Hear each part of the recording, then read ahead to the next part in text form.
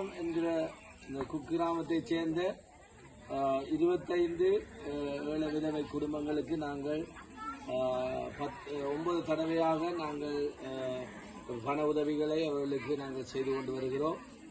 பொருளாதாரத்தினாலும் வறுமையினாலும் பாதிக்கப்பட்டிருக்கிற இந்த குடும்பங்களை நோக்கி நேசபால நிறுவனம் ஆனது நீங்கள் இப்படிப்பட்ட உதவியை அவர்களுக்கு செய்து கொண்டு வருகிறீர்கள்.